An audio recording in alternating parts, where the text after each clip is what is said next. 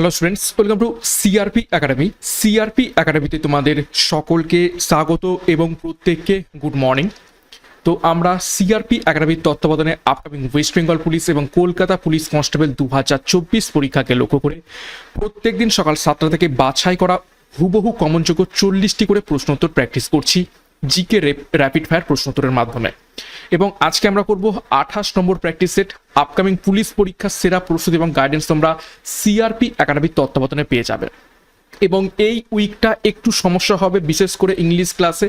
English ক্লাসটা হয়তো irregular হয়ে যাবে, আমি প্রত্যেক দিন দিতে পারবো না, কেননা আমি তোমাদের অলরেডি বলেছি আমার ট্রেনিং চলছে এবং লাস্ট ফেজে ভোটও রয়েছে। তো এই কারণে একটু সমস্যায় পড়েছি, এরকম সমস্যায় আগে আমরা সেরকমটা পড়িনি। তো এই সপ্তাহটা একটু তোমরা ম্যানেজ করে নাও, তবুও চেষ্টা করব আমি রেগুলার ক্লাসগুলো নিয়ে আসার জন্য। নেক্সট উইক থেকে একদম কোনো রকম সমস্যা হবে না, প্রত্যেক দিন প্রত্যেকটা ক্লাস যথারীতি যেমনটা টাইম তোমাদের দেওয়া রয়েছে সেই অনুযায়ী পেয়ে যাবে। তো যাই হোক, আজকে ক্লাসটা শুরু করবো তার আগে সিআরপি একাডেমিতে নতুন হয়ে থাকলে চ্যানেলকে সাবস্ক্রাইব করে নাও এবং টেলিগ্রামে যুক্ত হয়ে যাও। ফ্রি পিডিএফ, ফ্রি বিষয়ভিত্তিক মক টেস্ট, ফ্রি সাপ্তাহিক কারেন্ট অ্যাফেয়ার্স এবং ফ্রি সাপ্তাহিক ফুল মক টেস্টের জন্য। এমনিতেও খুব সমস্যার মধ্যে দিয়েই তোমাদের ক্লাসটা আজকে আমি রেকর্ড করছি, কেননা তোমরা জানো রিমেল যে সুপার সাইক্লোন হয়ে গেল। আমি একদম সাউথ 24 পরগনাতেই থাকি, প্রচণ্ড লন্ডভন্ড হয়েছে এবং ইলেকট্রিক কাট অফ ছিল পুরো একদম গোটা দিন ধরে। তো ইলেকট্রিক আসার পরেই এই রাত্রেবেলা তোমাদের জন্য ক্লাসটা রেকর্ড করছি এবং জাস্ট আপলোড করব। তো যাই হোক, ক্লাসটা শুরু করব। ক্লাসটা শুরু করার আগে গত ক্লাসে একটা প্রশ্ন একটু সমস্যা ছিল, আমি ভুল উত্তর দিয়েছিলাম। 8 নম্বর প্রশ্নের উত্তর ভুল দিয়েছিলাম। কি দিয়েছিলাম? যে নিম্নলিখিতগুলির মধ্যে 1878 সালে ভার্নাকুলার প্রেস অ্যাক্ট বাতিলের সাথে সম্পর্কিতকে, তো আমি উল্টো বলে দিয়েছিলাম। বাতিলের সাথে সম্পর্কিত হবে অপশানে লর্ড রিপন। ওকে, অর্থাৎ লর্ড রিপন এই ভার্নাকুলার প্রেস অ্যাক্টটিকে বাতিল করে দিয়েছিলেন আর লর্ড লিটন চালু করেছিলেন। এটা আমি ভুল উত্তর দিয়েছিলাম, একটু তোমরা সেরে নাও। তো যাই হোক, গত ক্লাসে দুখানা হোমওয়ার্ক ছিল, সেই হোমওয়ার্কের উত্তর দুটো প্রথমে দেখবো। তোমরা অনেকেই সঠিক উত্তর কমেন্ট বক্সে কমেন্ট করেছিলে। তো প্রথম হোমওয়ার্ক ছিল কোন স্থানকে উড়িষ্যার কাশ্মীর বলা হয়। তো কাশ্মীর বলা হয়ে থাকে, উড়িষ্যার কাশ্মীর বলা হয়ে থাকে অপশান ডি দারিংবাড়িকে। খুবই গুরুত্বপূর্ণ একটি পর্যটন কেন্দ্র, অনেকেই ঘুরতে যায় এখানে। তো এই স্থানটিকে উড়িষ্যার কাশ্মীর বলা হয়ে থাকে। দ্বিতীয় হোমওয়ার্কের প্রশ্ন ছিল ভারতের সবচেয়ে বেশি জনবিরল রাজ্য নিচের কোনটি। এটারও সঠিক উত্তর অনেকেই কমেন্ট বক্সে কমেন্ট করেছিলে। তো উত্তরটা হয়ে যাবে অপশান সি, সিকিম। ওকে, তো এবার আমরা আজকে ক্লাসে যে গুরুত্বপূর্ণ 40টা প্রশ্ন তো রয়েছে সেগুলো এক এক করে দেখে নিই। দেখো, প্রথম প্রশ্ন কি বলছে, পাঞ্জাবের কোন নদীর জলের নিচের মাটিতে প্রাচীন প্রস্তর যুগের মানুষের হাতিয়ার পাওয়া গেছে। নিচে 4খানা নদীর নাম দেওয়া হয়েছে, সেই 4খানা নদীর মধ্য থেকে পাঞ্জাবের কোন নদীর জলের নিচের মাটি থেকে প্রাচীন প্রস্তর যুগের মানুষের হাতিয়ার পাওয়া গেছে। প্রত্যেকটা প্রশ্ন চলাকালীন তোমরা নিজেরাই সঠিক উত্তরগুলো কমেন্ট বক্সে কমেন্ট করবে। খুবই বাছাই করা প্রশ্ন উত্তর নিয়ে আসছি। তো সঠিক উত্তর হবে অপশান বি, সোহান নদীর নিচ থেকে। 2 নম্বর প্রশ্ন দেখো, কোন যুগ কোয়ার্স্ট যুগ নামে পরিচিত ছিল।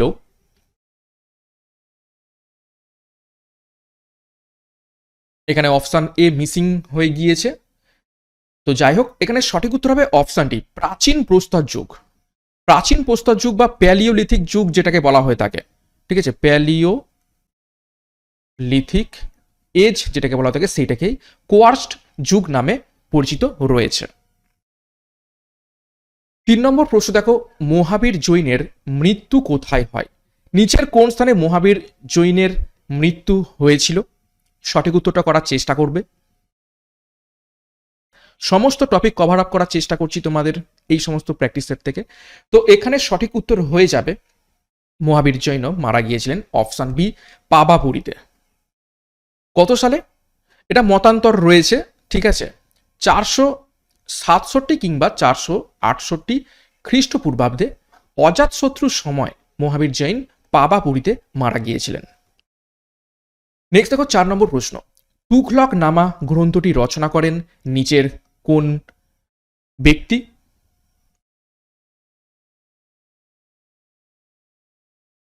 4 নম্বর প্রশ্নের সঠিক উত্তর কি হবে? তুঘলক নামা গ্রন্থটি কে রচনা করেছিলেন?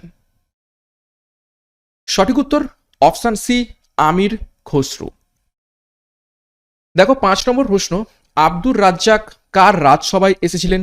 নিচের কোন ব্যক্তির বা কোন সম্রাটের রাজসভায় আব্দুর রাজ্জাক এসেছিলেন?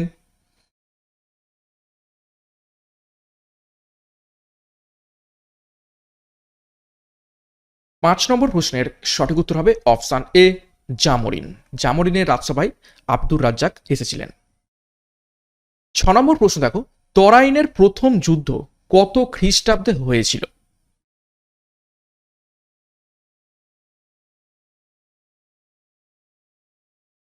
নিচের কোন সালে তরাইনের প্রথম যুদ্ধ সংঘটিত হয়?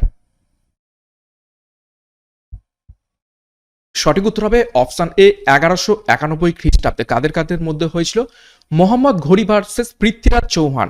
প্রথম যুদ্ধে পৃথ্বীরাজ চৌহান জয়ী হয়েছিলেন, কিন্তু ঠিক তার পরের বছর 1192 সালে তরাইনের দ্বিতীয় যুদ্ধ হয়। সেখানেও সেম ব্যক্তি অর্থাৎ মোহাম্মদ ঘড়ি এবং পৃথ্বীরাজ চৌহানের মধ্যে যুদ্ধ হয়েছিল, কিন্তু সেখানে পৃথ্বীরাজ চৌহান পরাজিত হন এবং মোহাম্মদ ঘড়ি জয়ী হন। 7 নম্বর প্রশ্ন, 1908 সালে কে মুসলিম লীগের চিরস্থায়ী সভাপতি নির্বাচিত হন? সঠিক উত্তর কি হবে? ভালো করে সালটা দেখো, 1908 সালের কথা বলা হয়েছে। 1908 সালে মুসলিম লীগের চিরস্থায়ী সভাপতি নির্বাচিত হয় কে? মুসলিম লীগ প্রতিষ্ঠিত হয়েছিল 1906 সালে বাংলাদেশের ঢাকাতে। তো 7 নম্বর প্রশ্নের সঠিক উত্তর হবে option A, Aga Khan. Next দেখো 8 নম্বর প্রশ্ন, দ্বিতীয় গোলটেবিল বৈঠকে গান্ধীজির সঙ্গী কে বা কারা ছিলেন?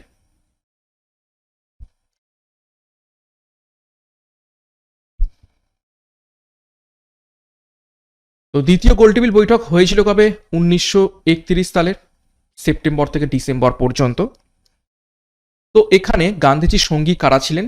8 নম্বর প্রশ্নের সঠিক উত্তর হবে অপশন ডি, সরোজিনী নাইডু এবং মদন মোহন মালব্য।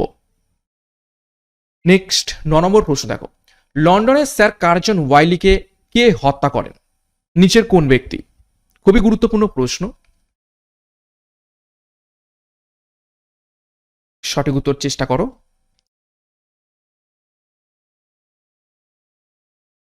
নম্বর প্রশ্নের সঠিক উত্তর হবে অপশন এ, মদনলাল ধিংরা লন্ডনের স্যার কার্জন ওয়াইলিকে হত্যা করেন। এবং কত সালে এটা মেরেছিলেন এই কার্জন ওয়াইলিকে? 1907 সালে। এবং যে কারণে মদনলাল ধিংরাকে ফাঁসি দেওয়া হয় 1909 সালে। 10 নম্বর প্রশ্ন দেখো, নওজোয়ান ভারত সভা কে প্রতিষ্ঠা করেন? নিচের কোন ব্যক্তি? খুবই গুরুত্বপূর্ণ প্রশ্ন।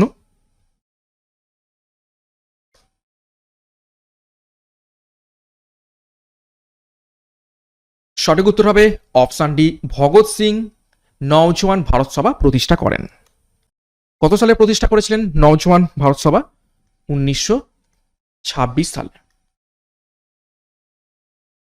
11 নম্বর প্রশ্ন দেখো, কাবেরী নদীর একটি বিখ্যাত জলপ্রপাত হলো নিচের কোনটি? 11 নম্বর প্রশ্নের সঠিক উত্তর হবে অপশন বি, শিব সমুদ্রম জলপ্রপাত কাবেরী নদীর একটি বিখ্যাত জলপ্রপাত। 12 নম্বর প্রশ্ন দেখো, মরু অঞ্চলের মাটির অপর নাম কি? এই প্রশ্ন করানো হয়েছে।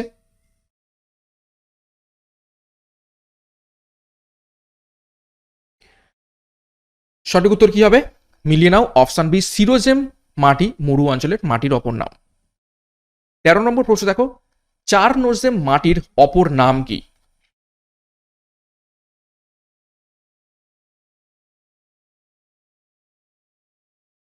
তেরো নম্বর প্রশ্নের সঠিক উত্তর কি হবে? চার নোজেম মাটির অপর নাম। সঠিক উত্তর অপশন সি, কৃষ্ণ মৃত্তিকা হয়ে যাবে চার নোজেম মাটির অপর নাম।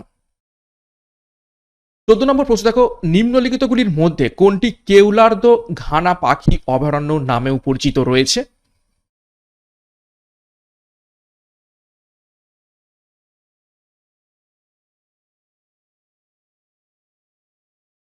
সঠিক উত্তর কি হবে? সঠিক উত্তর হবে অপশন বি, ভরতপুর জাতীয় উদ্যান, যেটি কেউলার্দ ঘানা পাখি অভয়ারণ্য নামে পরিচিত রয়েছে। এটা রাজস্থানে অবস্থিত রয়েছে। রাজস্থান এবং গুজরাট অঞ্চলটাই অবস্থিত রয়েছে। 15 নম্বর প্রশ্ন দেখো, পরবর্তীতে আবার কত সালে হ্যালির ধূমকেতু দেখা যাবে? হ্যালির ধূমকেতু প্রতি 76 বছর ছাড়া ছাড়া দেখতে পাওয়া যায়, 76 বছর পর পর। তো নিচের কোন বছর আবার হ্যালির ধূমকেতু দেখতে পাওয়া যাবে?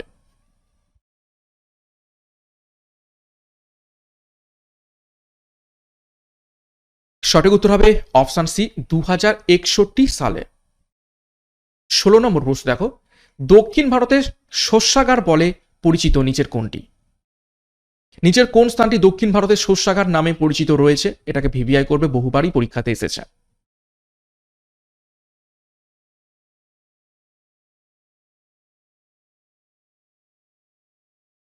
সঠিক উত্তর অপশন সি, থাঞ্জাভুর। দেখো, সংবিধান সংশোধনীর কথা ভারতীয় সংবিধানের কত নম্বর পার্টে উল্লেখ করা আছে?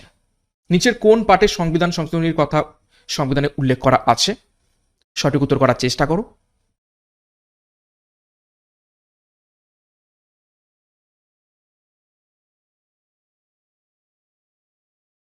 সঠিক উত্তর হবে অপশন সি, পার্ট 20-তে। এবং ধারা কত? ধারা 368, 368 নম্বর ধারাতে লেখা রয়েছে। 18 নম্বর প্রশ্ন, ভারতীয় সংবিধানে একক নাগরিকত্বের ধারণা বা সিঙ্গেল সিটিজেনশিপের ধারণা কোন দেশের সংবিধান থেকে নেওয়া হয়েছে? চারটে অপশন দেখো, আমেরিকা, ব্রিটেন, রাশিয়া নাকি আয়ারল্যান্ড।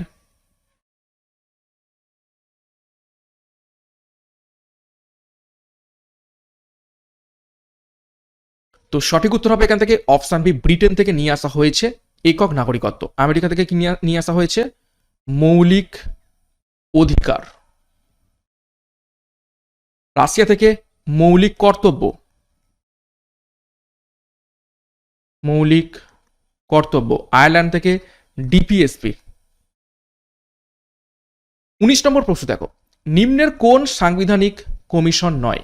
নিচের কোনটি সাংবিধানিক কমিশন নয়? চারটে কমিশন রয়েছে দেখো, election commission, finance commission, official language commission নাকি ন্যাশনাল কমিশন ফর উইমেন।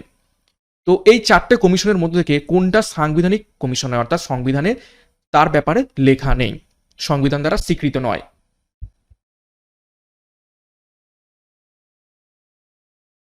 সঠিক উত্তর হবে option D, national commission for women. এটা সংবিধান দ্বারা স্বীকৃত নয়, বাদবাকি উপরে তিনটে সংবিধান দ্বারা স্বীকৃত। 20 নম্বর প্রশ্ন, ভারতীয় সংবিধানের 324 থেকে 328 ধারাগুলি নিম্নলিখিত কোনটির সাথে সম্পর্কিত? ভারতীয় সংবিধানের 324 থেকে 328 ধারাগুলি নিম্নলিখিত কোনটির সাথে সম্পর্কিত রয়েছে?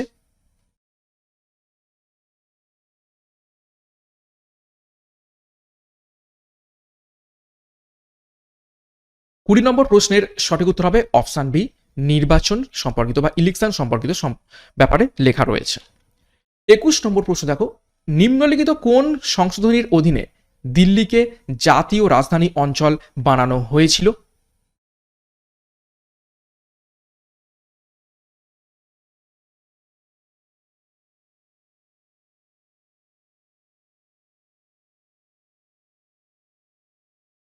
তো সঠিক উত্তর হবে অপশন ডি, দেখো 69,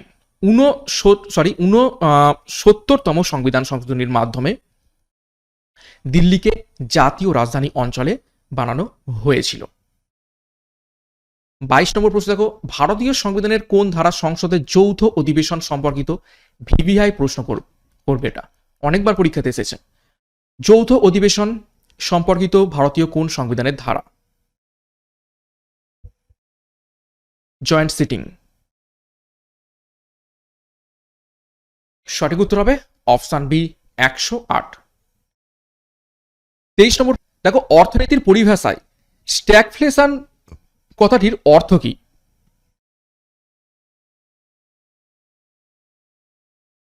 ইকোনমিক্স বা অর্থনীতির পরিভাষায় স্ট্যাগফ্লেশন কথাটির অর্থ নিচের কোনটি?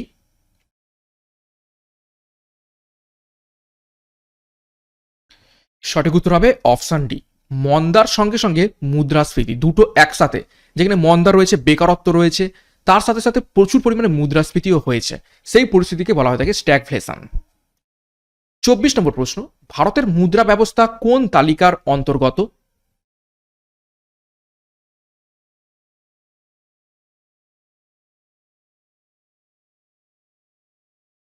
সঠিক উত্তর হবে অপশন সি, কেন্দ্র তালিকার অন্তর্গত ভারতের মুদ্রা ব্যবস্থা।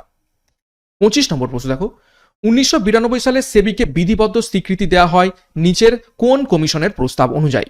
এটাকেও গুরুত্বপূর্ণ, এখান থেকে ঘুরিয়ে প্রশ্ন আসে যে সেবিকে বিধিবদ্ধ স্বীকৃতি দেওয়া হয় কত সালে, সেটা হবে 1992 সালে।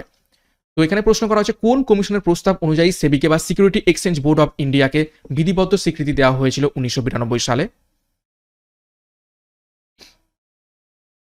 সঠিক উত্তর হবে অপশন ডি, নরসিংহম কমিশনের প্রস্তাব অনুযায়ী। 26 নম্বর প্রশ্ন দেখো, সমাজের কোন শ্রেণীর মানুষ নিরন্তর মূল্য বৃদ্ধির ফলে সর্বাধিক ক্ষতিগ্রস্ত হন?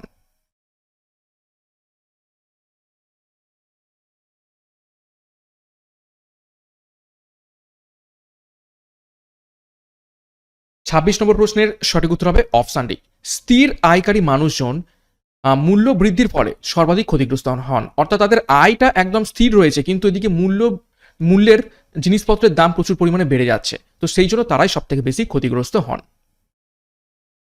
27 দেখো, তড়িৎ কোষের তড়িৎচালক বল নির্ভর করে না নিচের কোনটির উপর?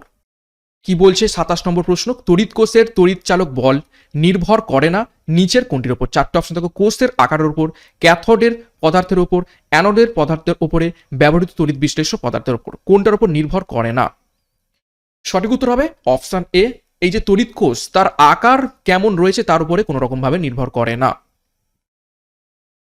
28 দেখো, নীলের দ্রবণে রজনীগন্ধার মঞ্জুরি ডবালে ফুলগুলি নীল বর্ণ ধারণ করে, ঘটনাটি অ্যাকচুয়ালি কি? চারটে অপশন দেখো, অভিশ্রবণ, ঝিল্লি বিশ্লেষণ, প্লাজমোলাইসিস নাকি তড়িৎ বিশ্লেষণ। আমরা এটা দোকানেও দেখেছি, ফুলের দোকানে, যে রজনীগন্ধার ফুলগুলোকে একটা নীল জলে ডোবানো হয়ে থাকে। তো 28 নম্বর প্রশ্নের সঠিক উত্তর হয়ে যাবে এখান থেকে অপশন এ, অভিশ্রাবণ। অভিশ্রাবণ পদ্ধতিতে নীলের দ্রবণের নীল রং রজনীগন্ধার মঞ্জুরি ডোবালে ফুলের মধ্যে চলে যায়। নেক্সট 29 নম্বর প্রশ্ন, একটি উদ্ভিদ কোষ সংকুচিত হয় যদি রাখা হয় নিচের কোন দ্রবণে? সঠিক উত্তরটা করার চেষ্টা করবে, একটি উদ্ভিদ কোষ সংকুচিত হয়ে যাবে যদি রাখা হয় নিচের কোনটির দ্রবণে? সঠিক উত্তর হবে অপশন সি, কোষ রসের বেশি ঘনত্বের কোনো দ্রবণে যদি রাখা হয়। অর্থাৎ কোষের মধ্যের যে ঘনত্ব তার থেকেও যদি বেশি কোনো ঘনত্বের দ্রবণ যদি বাইরে থাকে, তখন কোষটা সংকুচিত হয়ে যাবে। 30 নম্বর প্রশ্ন, বাদামি বর্ণের প্লাস্টিডকে কি বলা হয়ে থাকে? বাদামি বর্ণের প্লাস্টিডের কি স্পেশাল নাম রয়েছে? চারটে অপশন দেখো, ফ্রিওপ্লাস্ট, ক্লোরোপ্লাস্ট, রোডোপ্লাস্ট, অ্যালাইওপ্লাস্ট। সঠিক উত্তর হবে অপশন এ, ফিওপ্লাস্ট বলা হয়ে থাকে বাদামি বর্ণের প্লাস্টিডকে। 31 নম্বর প্রশ্ন, উদ্ভিদ কোষের গলগি বডিকে কি বলা হয়? প্রাণী কোষেও গলগি বডি দেখতে পাওয়া যায়, উদ্ভিদ কোষেও গলগি বডি দেখতে পাওয়া যায়, কিন্তু উদ্ভিদ কোষের গলগি বডির একটা স্পেশাল নাম রয়েছে। 31-এর সঠিক উত্তর হবে অপশন এ, ডিকটিওজোম বলা হয়ে থাকে উদ্ভিদ কোষের গলগি বডিকে। কোষের এটি আত্মঘাতী থলি বলা হয়ে থাকে,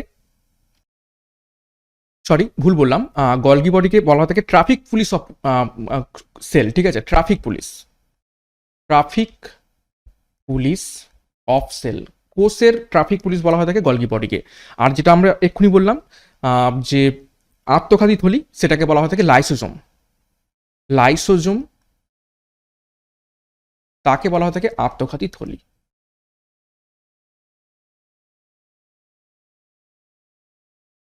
ওকে, নেক্সট 32 নম্বর প্রশ্ন, স্নেহ জাতীয় খাদ্য সঞ্চয়কারী প্লাস্টিডকে কি বলা হয়ে থাকে?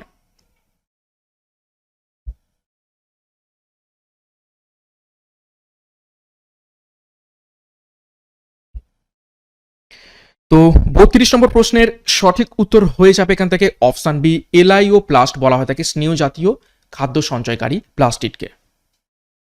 33 নম্বর প্রশ্ন, পলিটিন ক্রোমোজোম দেখা যায় নিচের কোনটিতে?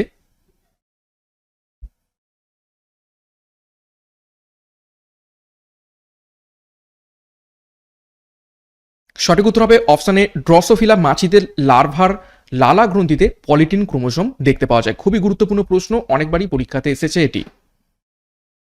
34 নম্বর প্রশ্ন, মাইটোকন্ড্রিয়ার অন্তঃপর্দাস্থিত আঙুলের মতো ভাঁজগুলিকে কি বলা হয়ে থাকে? মাইটোকন্ড্রিয়ার মধ্যে কিছু ভাঁজ এরকম এরকম রয়েছে, তো সেই ভাঁজগুলোকে কি বলা হয়ে থাকে? সঠিক উত্তর হবে অপশন সি, ক্রিস্টি বলা হয়ে থাকে ভাঁজগুলোকে। এবং মাইটোকন্ড্রিয়াকে কি বলা হয়ে থাকে? পাওয়ার হাউস অফ সেল, কোষের শক্তিঘর বলা হয়। 35 নম্বর প্রশ্ন, ভরের নিত্যতা সূত্রের প্রবক্তাকে?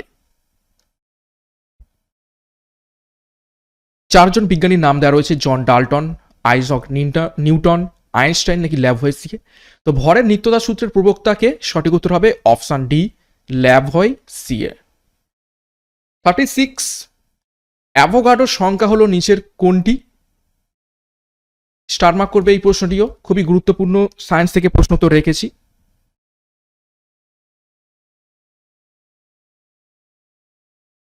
তো সঠিক উত্তর হবে অপশন বি, এনটিপিতে 42.4 লিটার গ্যাসে বিদ্যমান অণু সংখ্যাটিকেই বলা হয় থাকে অ্যাভোগাড্রোর সংখ্যা। এবং সংখ্যাটা কত?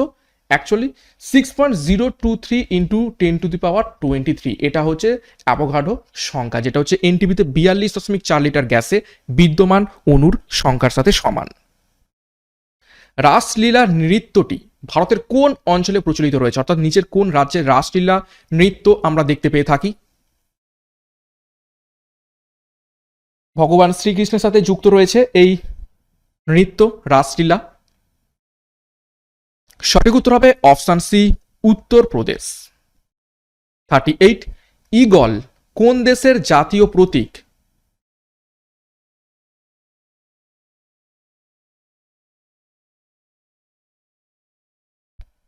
সঠিক উত্তর হবে অপশন ডি, স্পেন। স্পেনের জাতীয় প্রতীক ঈগল।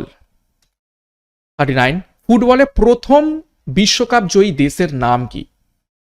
নিচের কোন দেশ ফুটবলে প্রথম বিশ্বকাপ জয় করেছিলেন বা করেছিল?